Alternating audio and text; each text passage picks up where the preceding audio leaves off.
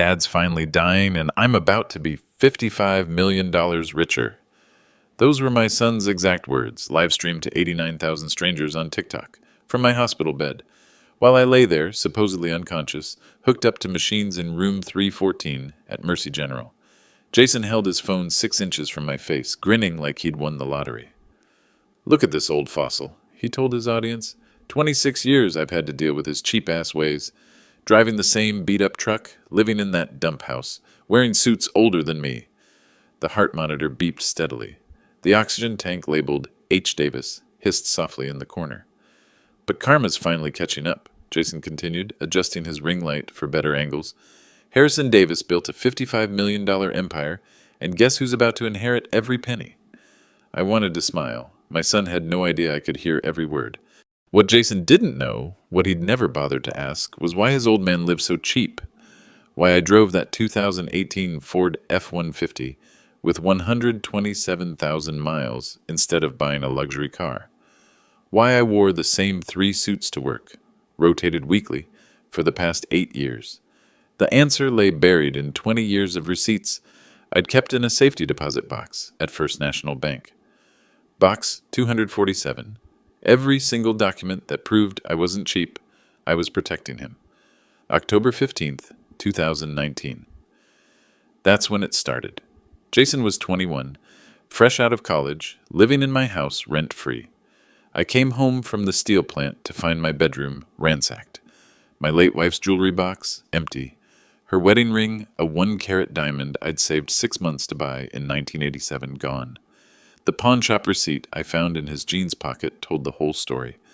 14-carat gold band with 1-carat diamond, $2,400. Sold to Mike's Gold and Loans on Riverside Avenue at 2:47 p.m. that same afternoon. I bought it back the next morning, never said a word. That was just the beginning. Bank statements from November 2019 showed 3 unauthorized withdrawals from our joint savings account, $800, $1,500, $3,000, $200. When I confronted him, Jason's eyes were glassy, pupils dilated to pinpoints. "Dad, I can explain." "Pack a bag," I told him. "We're going to Serenity Hills." Serenity Hills Rehabilitation Center. $45,000 for a 90-day program. I paid cash because insurance wouldn't cover experimental treatment. Jason lasted 63 days before walking out, claiming he was cured. The relapse came 4 months later. I found him passed out in the garage, needle still in his arm, surrounded by tools I'd inherited from my father. Tools worth maybe $800 that Jason had tried to sell on Craigslist for drug money. "Mr. Davis," said Dr. Margaret Thompson, the intervention specialist I hired in March 2020. "Jason needs intensive long-term care. I recommend Promises Malibu, $62,000, 90 days. This time, Jason completed the program, came home with a chip and a smile, and promises he'd never touch opioids again. 14 months later, I got a call from Riverside County Sheriff's Department. Jason had wrapped his Mustang, the one I'd bought him for graduation, around a telephone pole. Blood alcohol content, 0.14, cocaine in his system. The car was totaled. The telephone pole needed replacement. "Third time's the charm, Dad," Jason said from his hospital bed, left arm in a cast, stitches across his forehead. "I swear, I'm done." Passes Treatment Center in Arizona, $38,000 for their luxury recovery experience. Swimming pools, yoga classes, gourmet meals, and one-on-one therapy with PhD counselors. Jason documented his entire stay on Instagram. Pictures of sunrise meditation sessions, videos of him playing volleyball with other patients, captions about finding himself and breaking generational trauma. 3 weeks after discharge, he was selling my power tools on Facebook Marketplace. But here's what Jason never understood, what he couldn't grasp through his addiction-fogged brain. Every dollar I spent on him was a dollar I didn't spend on myself. Every sacrifice was invisible to him because addicts only see their next fix. While he was getting massages at Passes, I was eating bologna sandwiches for lunch every day at the steel plant. While he was in group therapy talking about his feelings, I was working 16-hour days to cover his treatment costs, plus keep Davis Steel Corp running. My employees knew. Tom Wilson, my head of security, used to bring me coffee every morning at 5:30 a.m. because he knew I'd been there all night, going over contracts and budgets, figuring out how to fund another round of rehab without laying anyone off. "Boss," Tom said one morning in January 2022, "you look like hell." "Feel like it too," I admitted. "The boy appreciating what you're doing?" I handed him Jason's latest Instagram post, a video of him at some nightclub downtown, bottle service table, designer clothes I'd never seen before. The caption read, "Living my best life despite family drama. Hashtag self-made, hashtag no handouts." Tom just shook his head. That's when I realized the truth. Love without boundaries isn't love at all. It's enabling. And I'd been enabling Jason's destruction by cushioning every fall, paying for every mistake, protecting him from every consequence. The final straw came in March 2024. Jason stormed into my office on the 12th floor of Davis Steel headquarters, demanding what he called his inheritance advance. $50,000 for what he claimed was a cryptocurrency investment opportunity he'd found on Reddit. "Son," I said, "you're 26 years old. You've never held a job longer than 3 months. You've cost me nearly $300,000 in rehab alone, and you want me to hand you 50 grand for internet coins?" "You don't get it, old man," Jason snarled. "I'm not asking. I'm telling you, that money is mine anyway. When you croak, everything goes to me. So why not give me a taste now?" The security cameras caught every word. Tom Wilson was monitoring from the next room, finger hovering over the emergency button in case things got physical. But I just sat there, calm as still water. "No," I said. Jason's face went from confused to furious in about 2 seconds. "What do you mean, no?" "I mean no. N-O. 2 letters. Simple word." He started pacing in front of my desk like a caged animal. "You're sitting on $55 million, Dad.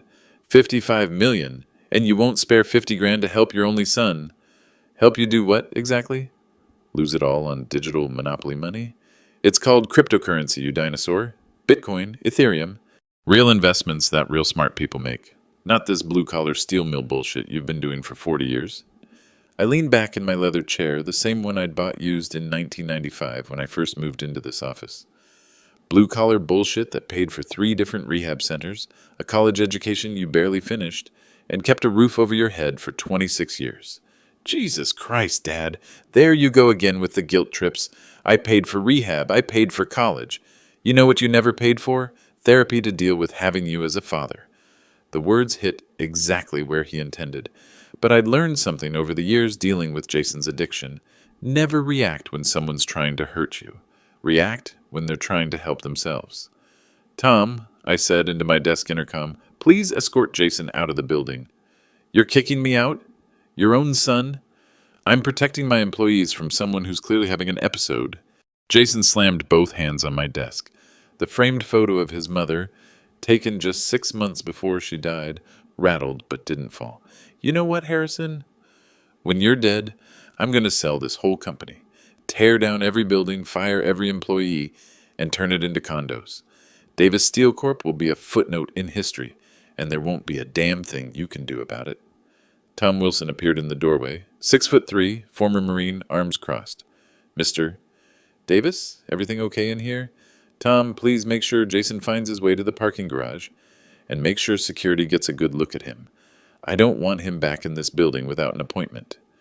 "You're making a mistake, old man," Jason said, backing toward the door. "A big mistake. I'm your blood. I'm all you've got left. And when your heart finally gives out, and we both know it will, every penny you've hoarded will be mine. Every single penny." The elevator doors closed behind him and Tom. I sat alone in my office, looking out at the steel mill that had been my life's work. 43 years since I'd started as a line worker making $8 an hour. 37 years since I'd bought my first small welding business. 29 years since I'd incorporated Davis Steel Corp. And my own son wanted to tear it all down. That night, I called Patricia Hayes. Patricia had been my attorney for 35 years, since back when I was just another small business owner trying to figure out contracts and liability insurance. She'd handled my wife's estate when cancer took her in 2016. She'd been there for every major decision since. "Harrison? It's past 9 o'clock. Is everything all right? Patricia, I need to see you tomorrow morning, first thing, and I need you to bring a blank will." A blank Harrison, what happened? I told her about the confrontation, about Jason's threats, about the 20 years of rehab bills, and stolen jewelry and broken promises that had led us to this moment. You want to disinherit him, she said. It wasn't a question. I want to do what I should have done years ago. Set boundaries. Real ones. Harrison, you know I have to ask. Are you sure about this? He's your only child. I looked at the framed photo on my desk. My wife, Maria, holding baby Jason at the hospital in 1998. She'd died believing our son would carry on the Davis name with honor. She'd never lived to see the addiction, the arrests, the cruel words, the entitled demands. Patricia, if I died tomorrow and left Jason $55 million, how long do you think it would take him to destroy himself? She was quiet for a long moment. Based on what you've told me over the years? 6 months, maybe less. So by leaving him everything, I'd be killing him. Just more slowly than the drugs would. What do you want to do instead? I'd been thinking about this for months, actually. Ever since Jason's third rehab stint, I'd wondered what would happen if I removed the safety net entirely. Not out of cruelty, but out of love. Real love. The kind that says no when yes would be easier. The Davis Foundation for Addiction Recovery, I said. I want to establish an endowment that helps people get clean without enabling them to stay sick. Real accountability, real consequences, real support. And Jason? Jason gets a job. A real one. 40 hours a week, honest work, earning his own money. And if he can stay clean for 5 consecutive years, 5 years, Patricia, not 5 months, then we'll talk about a trust fund. A small one. How small? $50,000. Enough to prove he can handle responsibility. Not enough to destroy his life. And if he can't stay clean, then he'll learn what every other addict learns. The world doesn't owe you anything just because you're suffering. The next morning, Patricia arrived at my office at 7 a.m. with her briefcase and a solemn expression. We spent 4 hours drafting documents that would change everything. But first, I needed Jason to show me exactly who he'd become. The plan came to me that same evening, sitting in my study at home. The house Maria and I bought in 1995 for $180,000. 3 bedrooms, 2 baths, 1,800 square feet in a middle-class neighborhood, where kids still rode bikes and neighbors knew each other's names. Jason always complained about this house. Dad, you could afford a mansion in the hills. Why do we live in this dump? Because this house held memories money can't buy. Maria's garden in the backyard, the kitchen table where she helped Jason with homework, the living room where we watched him take his first steps. But that night, surrounded by Maria's photos and our shared history, I realized something. Jason didn't want to preserve our family's legacy. He wanted to cash it in. I opened my laptop and did something I hadn't done in years. I Googled my son, Jason Davis, age 26, no LinkedIn profile, no professional website, but plenty of social media. His YouTube channel, Jason's Journey to Success, launched in 2019, right after his first rehab stint. 43 videos total. Most recent upload, 6 months ago. Subscribe count, 2,847. The thumbnails showed Jason in expensive clothes I'd never seen, standing next to cars I'd never bought him, making promises about financial freedom and breaking free from toxic family patterns. I clicked on his most popular video, Why I Cut Contact with My Rich Dad, Emotional, posted in December 2022. 89,000 views. For 12 minutes, I watched my son lie to strangers about our relationship. He claimed I'd been emotionally abusive and financially controlling. He said I'd threatened to cut him off unless he worked at the steel mill for slave wages. And he told his audience that he'd been forced to go no contact for his mental health. The comments were overwhelmingly supportive. You're so brave for sharing this. Toxic parents don't deserve your energy. You're better off without that negativity. What Jason didn't mention, the 3 rehab centers, the stolen jewelry, the crashed car, the $50,000 in bail money I'd posted when he got arrested for possession in 2021, the monthly allowance I still sent to his apartment, $1,150 that kept him housed and fed while he made YouTube videos about my supposed abuse. I scrolled through more content. Instagram posts from expensive restaurants, TikTok videos filmed in what looked like a luxury apartment, Twitter rants about generational wealth hoarding and boomer greed, All of it funded by the man he'd publicly declared toxic. At 11:47 p.m., I called Patricia again. Harrison? What's wrong now? I need to accelerate our timeline, and I need to add something to the will. What kind of something? A test. I want to give Jason every opportunity to show me who he really is. Not who he pretends to be online, not who he is when he needs money, but who he becomes when he thinks I can't stop him anymore. Patricia sighed. What are you thinking? Medical leave, temporary incapacitation, doctor's orders to step back from the business for health reasons. Harrison, you're 67 years old and you work 14-hour days. No doctor would argue with that recommendation. Exactly. And if I'm indisposed, Jason might finally drop the Victim Act and show his true colors. This sounds dangerous. What if he actually tries to take control of the company? What if he challenges your mental capacity? I'd thought about this too. That's why I need you to finalize everything tomorrow. New will, foundation paperwork, power of attorney documents, all legally bulletproof. And I need Dr. Stevens at Mercy General to coordinate the medical side. Stevens, your cardiologist? He's been telling me for months to slow down, reduce stress. Well, I'm about to give him the perfect excuse to put me under medical supervision. The next morning, Patricia and I met at her law office at 6 a.m. By 10 a.m., we'd established the Davis Foundation for Addiction Recovery as a 501c3 nonprofit organization. By noon, we'd transferred $49 million into the foundation's endowment account at First National Bank. The remaining $6 million would cover my living expenses, medical care, and a small inheritance for Jason if he earned it. But first, I needed to see what kind of man my son had become when he thought no one was watching. Dr. Stevens agreed to the plan immediately. Harrison, your blood pressure is through the roof. Your stress levels are clinical. I can justify supervised medical leave without lying to anyone. How long? As long as you need. Heart patients require careful monitoring. Sometimes that monitoring happens to coincide with family estate planning. He smiled. Dr. Stevens had known Jason since he was 12 years old. He'd been the one to recommend the first rehabilitation center after Jason's overdose. Doctor, I said, what happens to addicts when they think they've finally beaten the system? They usually prove they haven't beaten anything at all. Dr. Stevens admitted me to Mercy General on March 18, 2024. Room 314. Heart monitoring, they told Jason. Precautionary measures after what the medical charts described as cardiac irregularities brought on by chronic workplace stress.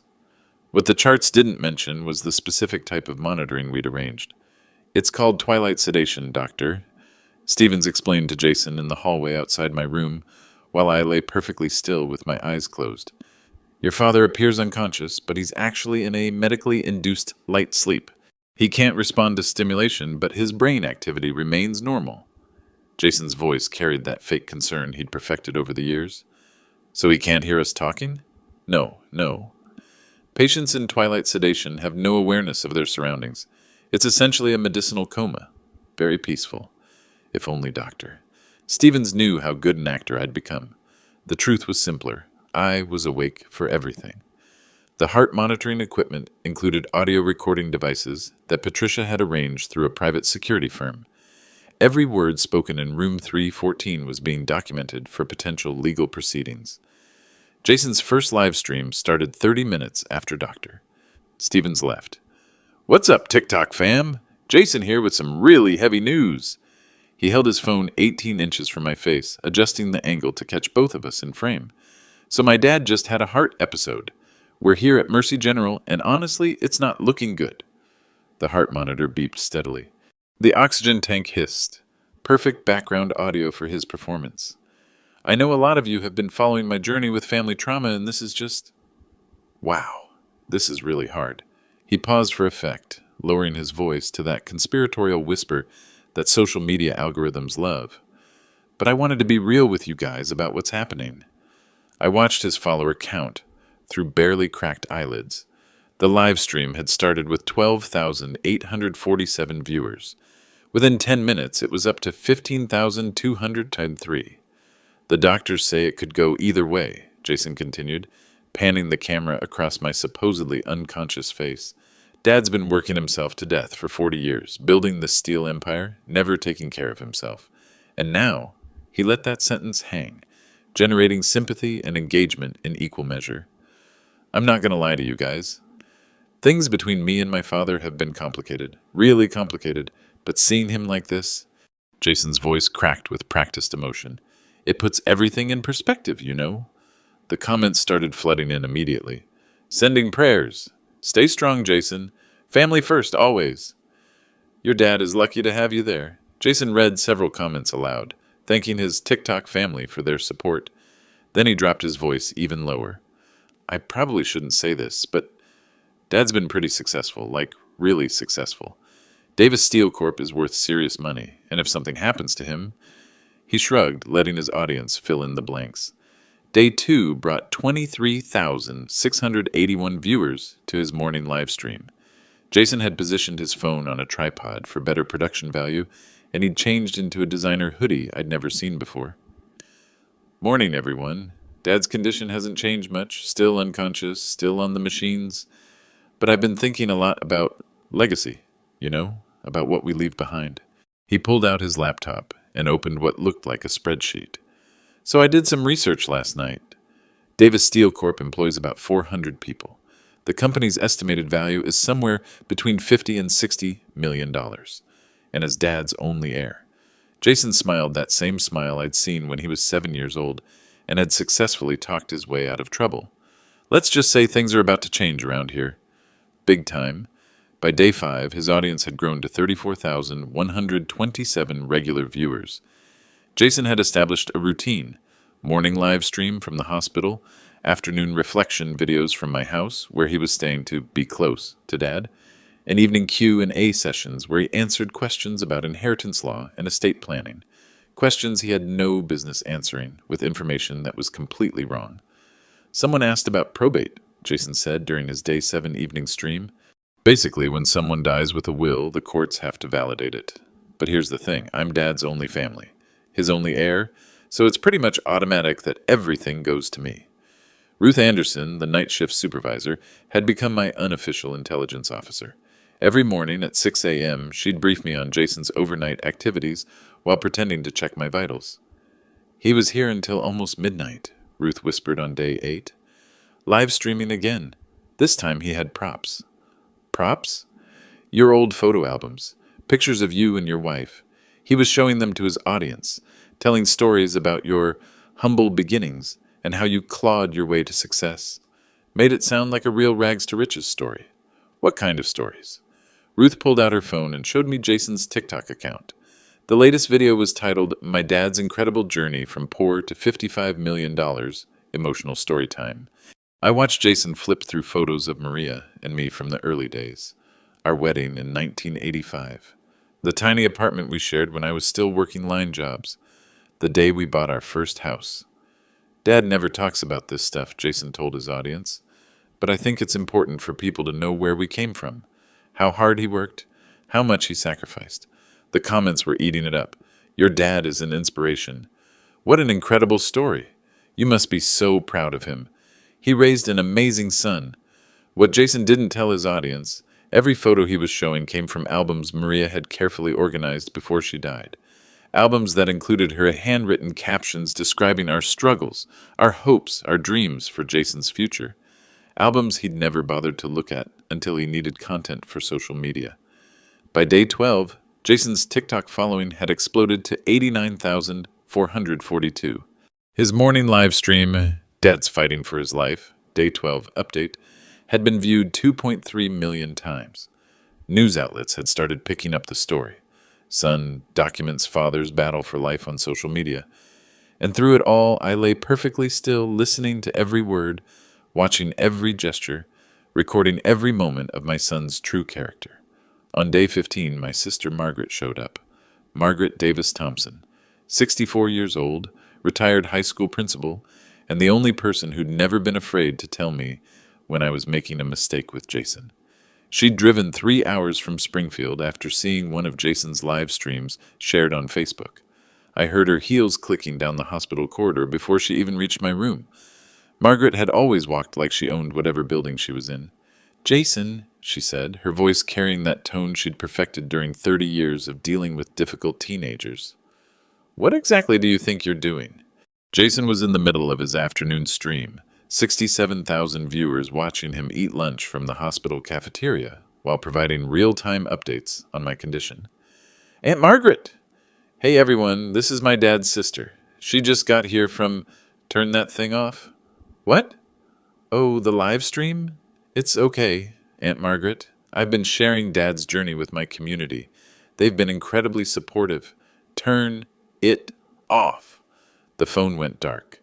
I could practically feel Jason's followers refreshing their screens, wondering where the drama went. Jason, sit down. We need to talk. Look, I know this might seem weird to you, but social media is how my generation processes trauma. My followers have been with me through Dad's whole medical crisis. They're like family. Your father is lying in a hospital bed, possibly dying, and you're treating it like entertainment. That's not fair. I'm documenting a difficult time in our family. I'm being authentic about the experience. Margaret's laugh had zero humor in it. Authentic. Jason, do you have any idea how much money your father has spent keeping you alive over the past 5 years? I don't know what you mean. Your apartment, the one-bedroom downtown with the exposed brick walls that you film your videos in. Who do you think pays the $18.50 a month rent? Silence. Your car payments, $520 a month for that Camaro. Who makes those payments, Jason? More silence. Your health insurance, $680 a month because you're considered high risk due to your addiction history. Who's been covering that? Dad never told me specific amounts. Because you never asked. Margaret's voice rose. You just assumed the money appeared magically, like everything else in your life. I heard Jason's phone buzzing constantly. His followers were probably flooding his DMs, wondering why the live stream cut off so abruptly. Aunt Margaret, you don't understand the complexity of my relationship with Dad. There's been a lot of emotional abuse. Emotional abuse? Jason, your father worked 16-hour days to pay for your rehab. 3 different facilities. Do you know what those cost? That was his choice. Serenity Hills, $45,000. Promises Malibu, $62,000. Passages in Arizona, $38,000. I know because I helped him research the options when you overdosed. The room went completely quiet, except for the steady beeping of my heart monitor. And while he was working those 16-hour days, wearing the same 3 suits and driving the same beat-up truck, you were posting videos online, calling him cheap and emotionally abusive. I was processing my trauma. You were getting attention for playing the victim. There's a difference. Margaret's purse snapped open. I heard papers rustling. These are bank statements, Jason. Your father's been supporting you financially for 26 years. $1,850 for rent, $520 for the car, $680 for insurance, $300 for your phone plan, $250 for utilities, $4,200 a month, every month for the past 3 years. I didn't realize. That's $50,400 a year, Jason. Every year. While you've been telling the internet that your father is financially abusive. Margaret's voice dropped to barely above a whisper. Your followers don't know that you've never held a job longer than 4 months. They don't know about the 3 arrests. They don't know about the stolen jewelry, or the crashed cars, or the lies. They see a grieving son sharing his pain, but I see a 26-year-old man who's never learned the difference between buff and enabling. She gathered her papers and headed for the door. When your father wakes up, and I pray to God he does, you're going to have some serious explaining to do. Margaret's visit didn't stop Jason. If anything, it made him double down. That evening's live stream was titled Family Drama Exposed, Aunt Attacked Me at Hospital. 94,000 viewers tuned in to watch Jason spin Margaret's confrontation into content. So, that was intense, Jason said, positioned in his usual spot next to my bed. My aunt basically ambushed me here at the hospital, in front of Dad, and started screaming about money. It was really triggering, honestly. He'd perfected this victim narrative over years of practice. Every criticism became an attack. Every boundary became abuse. Every consequence became evidence of how unfairly the world treated him. She was throwing around all these numbers about rent and car payments, trying to make me feel guilty for accepting help from my father. But here's the thing my family doesn't understand. That's what parents are supposed to do. They're supposed to support their children. The comments poured in faster than he could read them. Your aunt sounds toxic. Family can be the worst sometimes. You don't owe anyone gratitude for basic parenting. Stay strong, Jason. Exactly, Jason said, reading the supportive comments aloud. My dad chose to have a child. That comes with financial responsibilities. I didn't ask to be born. By the next morning, his video had 2.3 million views. The TikTok algorithm had pushed it to users far beyond his usual audience. Comments flooded in from teenagers and young adults who saw Jason's story as validation for their own family conflicts. But algorithms work both ways, and not everyone who saw Jason's content was sympathetic. The turning point came when Channel 7 News picked up the story. Their afternoon segment led with Local Man Documents, Father's Final Days on Social Media Community Divided. Reporter Sandra Chen interviewed 3 random TikTok users who'd been following Jason's streams. 2 were supportive. The third was a 48-year-old mother named Linda Rodriguez. I watched a few of his videos, Linda said on camera, and something felt off. This young man is living in what looks like an expensive apartment, wearing designer clothes, driving a nice car, but he's telling everyone his father is financially abusive? It doesn't add up. Linda Rodriguez had done what Jason never expected: basic fact-checking. I looked up Davis Steel Corporation. It's a legitimate business that's been operating for almost 30 years. They employ 400 people. They've never had layoffs, even during the 2008 recession. This isn't some greedy corporation. It's a family business that supports entire families. Channel 7's investigative team started digging deeper. They found Jason's old YouTube videos, his Instagram posts, his Twitter complaints about his cheap dad. They also found the public records showing Harrison Davis as a regular donor to local charities, the Children's Hospital, the Veterans Association, the Community Food Bank. Donations that totaled $68,000 in 2023 alone. Mr. Davis gives more money to charity each year than most people make in salary, reported Channel 7's investigative journalist, Mark Stevens. This doesn't match the image of a greedy, financially abusive parent that his son has been promoting online. The story aired on Thursday evening. By Friday morning, Jason's TikTok comments had shifted dramatically. Wait, your dad donates to children's hospitals? This doesn't seem right. Something's fishy here. Are you scamming people for sympathy? Jason tried to control the narrative with a live stream titled Media Lies and Family Betrayal, setting the record straight. But he was losing the crowd. Look, my dad's donations to charity don't erase years of emotional manipulation, he told his audience. Abusers often appear generous to outsiders. It's part of their public image. But the comments kept coming. Dude, you're literally filming him while he's unconscious. This feels exploitative. Maybe your aunt was right. How is accepting rent money abuse? The final blow came when someone found Margaret's LinkedIn profile and realized she'd been a high school principal for 30 years. Her professional background gave weight to her accusations. Meanwhile, Jason's digital footprint showed years of failed ventures and public complaints about family support. Local Facebook groups started sharing the Channel 7 story. The narrative was shifting from poor son documenting father's final days to entitled adult child exploiting family crisis for social media fame. Jason's follower count, which had peaked at 127,000, began dropping. First slowly, then rapidly. 119,000, 112,000, 104,000. By Sunday evening, it was down to 87,000. The comments on his latest videos were brutal. This is disgusting. Let your father die in peace. You're everything wrong with social media. Take some responsibility for your life.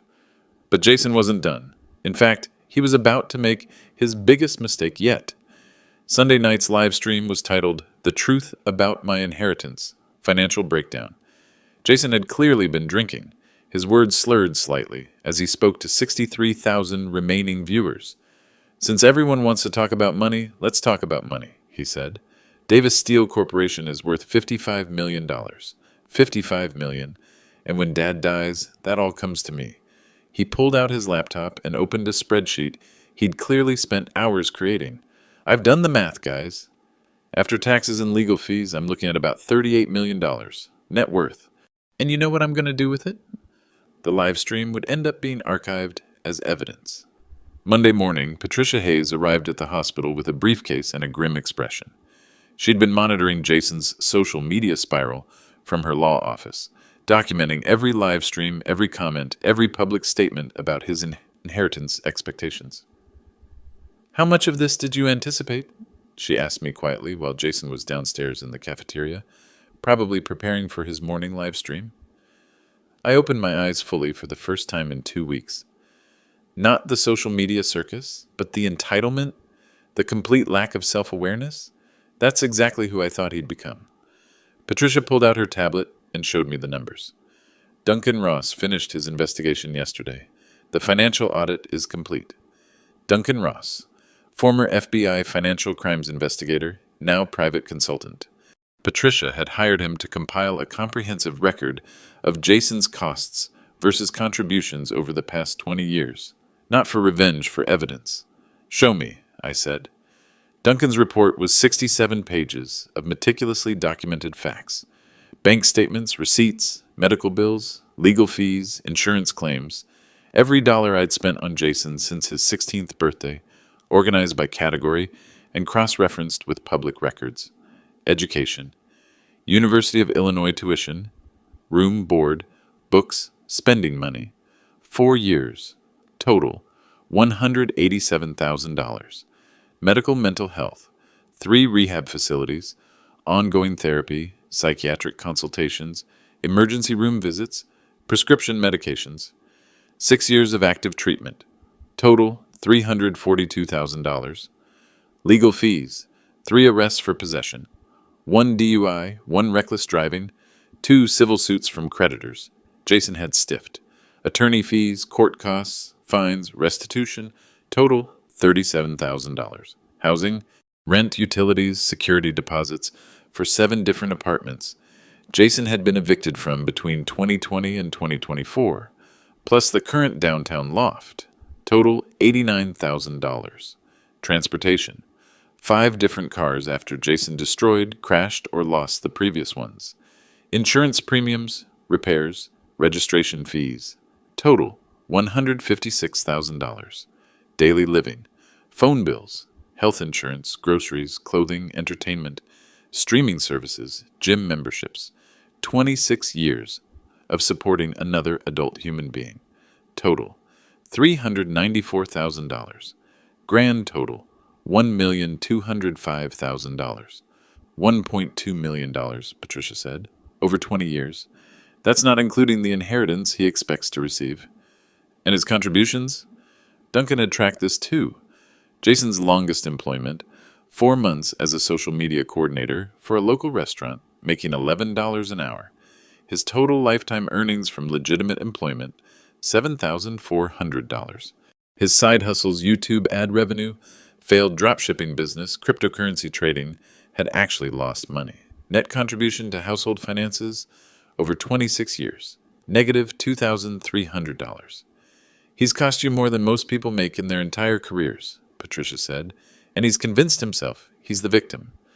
But the financial audit was only part of Duncan's investigation. The real revelation was Jason's digital footprint. Duncan had compiled every social media post Jason had made about our family since 2019. Screenshots of Instagram stories calling me emotionally abusive. TikTok videos claiming I was financially controlling. YouTube content describing our relationship as toxic and narcissistic. All posted while living in apartments I paid for, driving cars I bought, eating food I funded. The pattern is clear, Duncan explained in his executive summary. Subject consistently portrays provider as abusive while simultaneously depending entirely on provider for financial survival. Subject shows no evidence of genuine independence or self-sufficiency. Patricia flipped to the final section of the report, character references. Duncan had interviewed 12 people who knew Jason personally, former employers, rehab counselors, landlords, college roommates. The picture they painted was consistent. Charming when he needed something, absent when others needed him, always someone else's fault when things went wrong. My favorite quote, Patricia said, is from his former boss at the restaurant. Jason was great at generating social media buzz, but he'd disappear whenever we needed him to actually show up for shifts. He seemed to think the job was optional. Doctor, Stevens appeared in the doorway. Ladies, we need to wrap this up. Jason's heading back upstairs. I closed my eyes and resumed my unconscious act as Patricia packed away the evidence. But I'd seen enough. Duncan's investigation had confirmed what I'd suspected for years. Jason wasn't just financially dependent on me. He was emotionally and psychologically dependent on the idea that his problems were always someone else's fault. The victim narrative wasn't just his way of getting sympathy online. It was his entire identity. Footsteps in the hallway, Jason's voice talking to someone, probably another live stream audience. Time for the final act. Patricia, I whispered, schedule the will reading for tomorrow morning, 10 a.m. sharp, and make sure there's room for witnesses. How many witnesses? As many as possible. It's time Jason learned the difference between enabling and love. Tuesday morning, 9:47, A.M. Davis Steel Corporation conference room, 12th floor. The cherry table that seated 12 was full. Patricia Hayes at the head, legal documents spread before her like battle plans. Margaret Davis Thompson to her right, tissues already in hand. Dr. Stevens and nurse Ruth Anderson representing the medical team that had monitored my recovery. Jason sat across from them, phone propped on a tripod he'd brought specifically for this moment. His TikTok live stream showed 94,000 viewers and climbing. The title read, Inheritance Reveal, Dad's $55 million will reading live.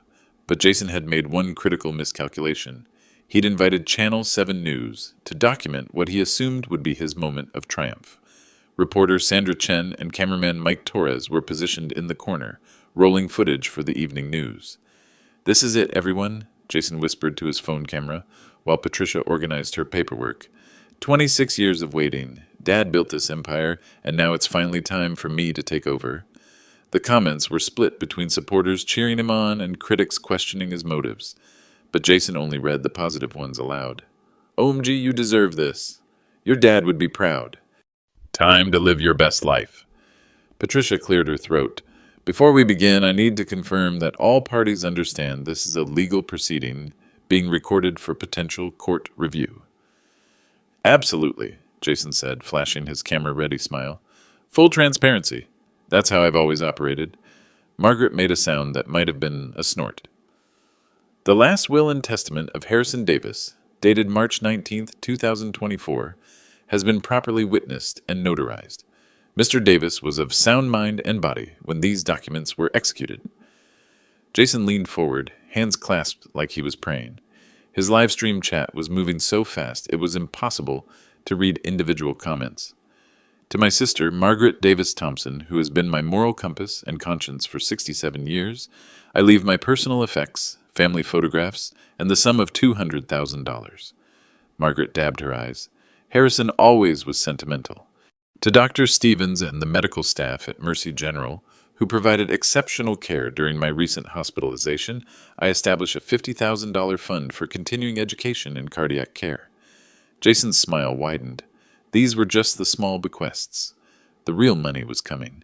To my employees at Davis Steel Corporation, I established a pension enhancement fund of $500,000 to be distributed based on years of service and need. Dad always loved his workers, Jason told his audience. Classic blue-collar guy. But let's get to the main event, right, everyone? The chat exploded with dollar sign emojis and fire symbols. Patricia turned the page. Her expression was carefully neutral. To my son, Jason Davis, who has struggled with addiction and entitlement for the majority of his adult life. Jason's smile faltered slightly. Struggled wasn't the word he'd expected. I leave the sum of $1,000. The conference room went dead silent. Jason's phone was still live streaming to 97,000 viewers, but he'd forgotten it existed. His mouth opened and closed like a fish pulled from water. I'm sorry, what? $1,000, Patricia repeated clearly. The same amount you had in your savings account when your addiction began in 2004. That has to be a mistake. A typo? 1,000 million? $1,000, period. Jason's chat erupted in confusion. Wait, what? Is this real? Did she say 1,000? This can't be right. Margaret was staring at the table. Dr. Stevens looked like he was trying not to smile. Ruth Anderson was openly grinning. The remainder of my estate, Patricia continued, including all assets of Davis Steel Corporation, all real estate holdings, all investment accounts, and all liquid assets, totaling approximately $54 million, I leave to the newly established Davis Foundation for Addiction Recovery. Jason stood up so fast his chair fell backward. The crash was perfectly audible on his live stream. This is bullshit. This is fucking bullshit. He can't do this. The Foundation's mission, Patricia read steadily, is to provide addiction recovery services with accountability measures, helping individuals achieve sobriety without enabling destructive behavior. I'm his son, his only child. You can't just give away my inheritance. Sandra Chen from Channel 7 was getting everything on camera. This was better than reality TV. Jason, Patricia said calmly, this is legal. Your father was mentally competent when he signed these documents. He had every right to dispose of his assets as he saw fit. Jason grabbed his phone, holding it inches from his face. Did you see this? Did everyone see this? My own father screwed me over. $54 million to strangers instead of his own blood. The live stream comments were brutal now. Maybe you should have been a better son. Your dad was right to cut you off. This is what entitlement gets you. Karma. But Jason wasn't finished. 20 years of entitlement doesn't disappear in 30 seconds. I'm going to contest this. This is elder abuse, financial manipulation. Dad wasn't in his right mind. That's when the conference room door opened. I walked in slowly, using a cane for effect, but perfectly steady on my feet. Dr. Stevens had removed the fake bandages that morning. I was wearing my best suit, one of the 3 I'd rotated for 8 years, but cleaned and pressed for this occasion. The room exploded. Margaret gasped. Ruth Anderson started laughing. Sandra Chen grabbed her cameraman's arm and pointed. Jason's phone clattered to the table, still live streaming. Sorry to disappoint you, son, I said, settling into the chair at the head of the table. But I heard every word. Jason's face went through 5 different emotions in 3 seconds. Confusion, disbelief, rage, panic, and finally the dawning realization that he'd been played. Dad, you've been awake? Twilight sedation, I explained calmly, allows consciousness while appearing unconscious. Dr. Stevens and I thought it would be educational for both of us. I pulled out my own phone and opened TikTok. Jason's live stream was still running, now showing 103,000 viewers watching his public humiliation in real time. Fascinating content, Jason, especially the part where you called me a greedy old fossil and promised to tear down Davis Steel Corporation. The live stream chat was moving so fast it was just a blur of comments and emojis. Dad, I can explain. No need to explain. Patricia has compiled a comprehensive report of your contributions to our family over the past 20 years. Patricia opened Duncan Ross's investigation file. Jason, in the 22 years since you turned 18, you've cost your father $1.2 million. Your total contribution to household finances has been negative $2,300. I stood up and walked to the window overlooking the steel mill floor. 400 employees going about their daily work, unaware that their jobs had just been secured for the next generation. You know what the difference is between us, Jason? He was still staring at me like I'd risen from the dead. I built something. You've spent 26 years tearing things down. My marriage, my peace of mind, my financial security, my reputation, all so you could play victim on social media. I turned back to face him. The Davis Foundation will help people like you, Jason. People struggling with addiction who want to change. But it won't enable people who want to stay victims forever. Jason's live stream was still running. 107,000 viewers watching the most expensive lesson in family dynamics ever broadcast on social media. Dad, please. I can change. I can be better. I hope you can, son. I really do, and the foundation will even help you if you're serious about recovery. But that's a choice you'll have to make without my money as a safety net. Sandra Chen stepped forward with her microphone. Mr. Davis, were you planning this confrontation from the beginning? I smiled. Miss Chen, I was planning to teach my son the difference between love and enabling. Everything else was just documentation. 6 months later, the Davis Foundation for Addiction Recovery had helped 847 families in its first operating year. The facility we opened in the old Davis Steel Training Center had a 93% completion rate, the highest in the state. Jason's TikTok account had been suspended 3 days after the will reading. not by me, but by the platform itself. Apparently, exploiting a family medical crisis for views violated their community guidelines. His YouTube channel was still active, but with only 2,400 subscribers, most of them hate watchers waiting for his next meltdown. Channel 7's documentary, The $55 Million Lesson, won a regional Emmy for investigative journalism. Sandra Chen had followed Jason's story for months, documenting his slow, reluctant journey toward actual accountability. He was working now, 40 hours a week at a warehouse in Springfield, loading trucks for $14 an hour. Margaret had gotten him the job through a friend, but she'd made it clear. One missed shift, one excuse, one hint of his old entitlement, and he was on his own. The apartment he'd filmed all those live streams in? Gone. He lived in a studio now, $400 a month, furnished with secondhand everything. No ring lights, no tripods, no audience for his drama. But here's the thing that surprised everyone, including me. Jason was clean. 6 months and counting. Not because he wanted to be at first, but because he couldn't afford not to be. Addiction is expensive, and $14 an hour doesn't leave room for bad decisions. The Davis Foundation had offered him counseling. Free, comprehensive, no strings attached. He'd refused initially, too proud, too angry, too convinced he was the victim of some elaborate conspiracy. But desperation has a way of breaking down pride. Last week, Margaret called me from the Foundation's main facility. Jason had shown up asking about their program. Not demanding, not entitled, just asking. "He looks different, Harrison," she said. "Thinner. Tired, but different." I was standing in my office on the 12th floor, looking down at the steel mill floor where 400 people still had jobs because I'd chosen accountability over enabling. Different how? Quiet, like he's actually listening for the first time in 20 years. I didn't know if Jason would complete the program. I didn't know if he'd stay clean, stay employed, stay humble. Recovery isn't a destination, it's a daily choice. But for the first time since he was 16 years old, Jason was making that choice without my money as a safety net. And maybe, just maybe, that would make all the difference.